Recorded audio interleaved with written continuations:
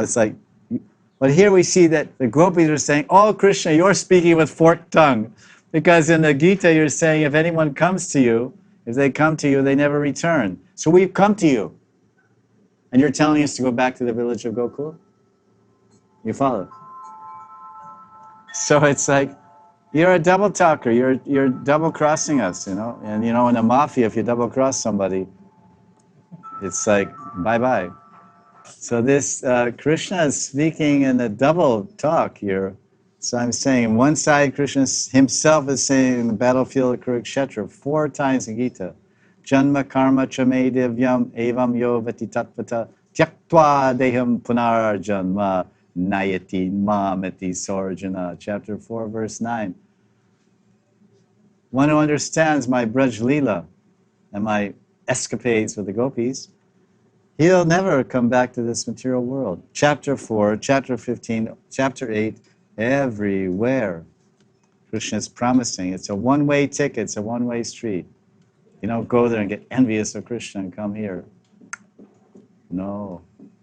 Here we're envious of each other. Here we're envious of each other and we stay here. But it's not that you're envious of Krishna and you leave there. Because you can't even get there until you park your envy in the material world.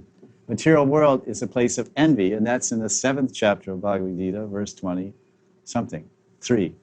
Icha dvesha samutena dvandva mohena bharata. Or? Sarva bhutani samoham sarge yanti parantapa. There they go. Again and again, yanti. So he's saying in this verse, he's saying, Icha dvesha samutena dvandva mohena bharata. Everyone is born in this material world because of icha and dvesh. So life after life, we're born here because of desire, icha. And dvesh means envy. Sarva bhuta sammoham. Everybody, all the living, all the bhutas, not humans, all the bhutas. Snakes are envious. Dogs have desire.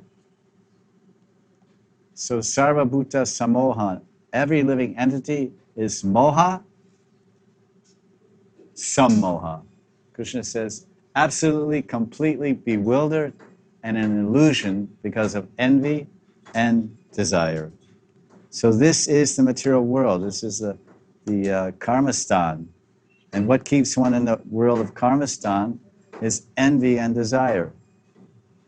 So we come into a fold of bhaktas and we're envious of each other. And we're desirous. Oh, I want to be the temple commander. I want to be the temple president. I want